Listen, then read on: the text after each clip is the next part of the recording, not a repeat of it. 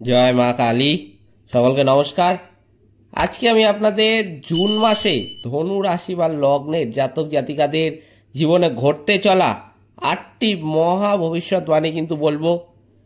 কোন কোন বিষয়ে সতর্ক থাকতে হবে, কি কি সাফল্য তারা জুন মাসে পেতে চলেছে এবং এই জুন মাসে কি কি প্রতিকার মানতে হবে ধনু রাশি বা লগ্নের জাতক জাতিকাদের।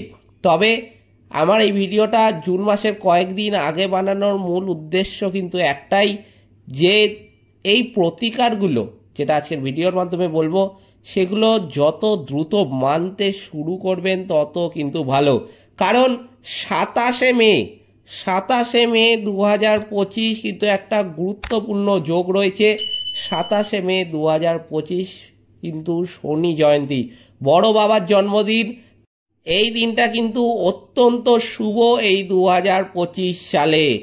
আর এই দিন যদি আপনারা কিছু জিনিস মানতে পারেন আপনাদের খুবই মঙ্গল। কি কি জিনিস মানতে হবে এই দিনে আর কি কি কাজ করবেন না সেই সম্বন্ধে কিন্তু একটা ডিটেল ভিডিও আমার অলরেডি করা আছে শনি জয়ন্তীকে নিয়ে। অবশ্যই কিন্তু সেই ভিডিওটা দেখে নেবেন যারা সেই ভিডিওটা দেখেননি এখনো।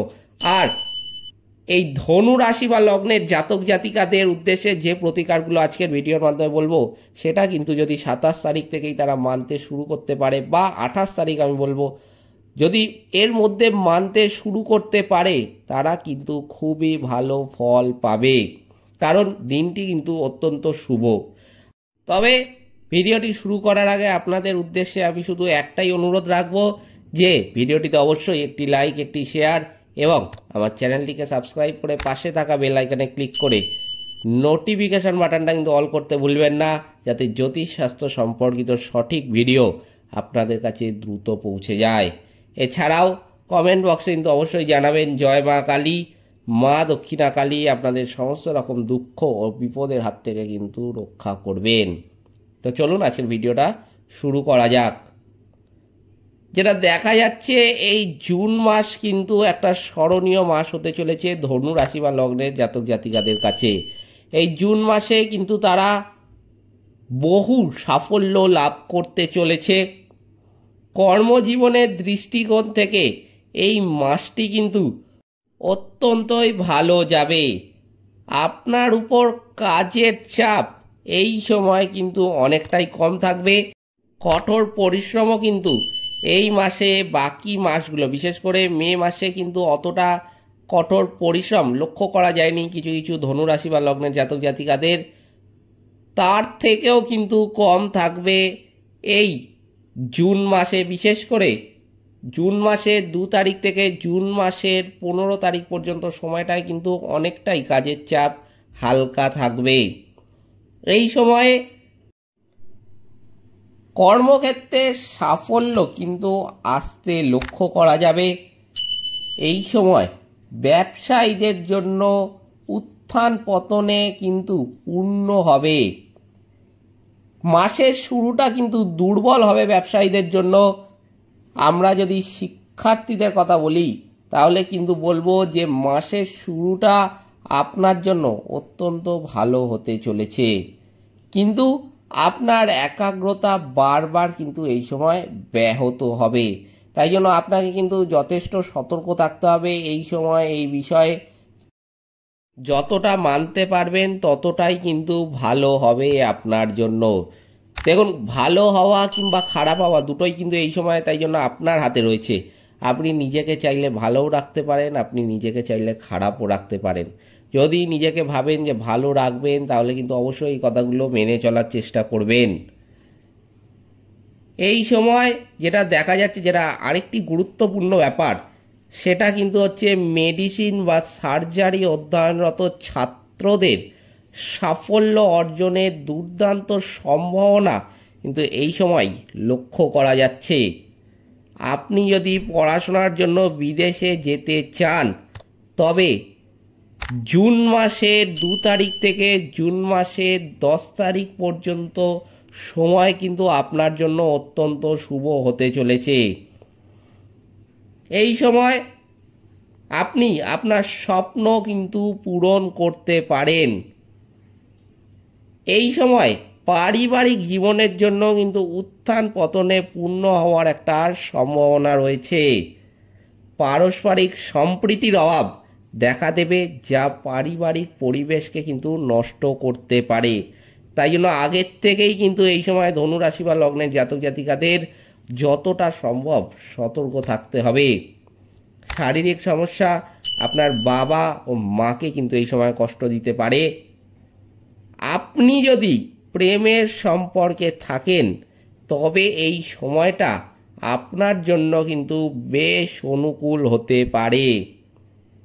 এই সময় আপনি আপনার প্রেম ভালোবাসাকে কিছুটা গোপন রাখবেন এবং আড়াল করার কিন্তু চেষ্টা করবেন। এই সময় বিবাহিতদের ক্ষেত্রে কিন্তু আমি বলবো যে দাম্পত্য সম্পর্কের টানাপোড়েন ও দ্বন্দ্ব কিন্তু এই সময় বাড়তে পারে। আর্থিক অবস্থার দিকেও কিন্তু আমি বলবো যে এই সময়টা আপনার জন্য কিন্তু মিশ্র ফল আনতে পারে।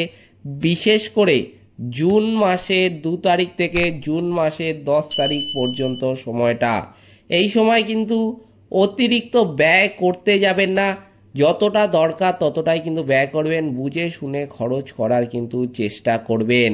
কারণ এই সময় কিন্তু বিলাসিতার ক্ষেত্রে আপনার টাকা খরচ হতে পারে। তাই জন্য যেটা দরকার নয় বা যেটা অতটা প্রয়োজনীয় নয় সেই ক্ষেত্রে কিন্তু টাকা খরচ করতে যাবেন না। খুব বুঝে শুনে কিন্তু এই সময় পা ফেলবেন।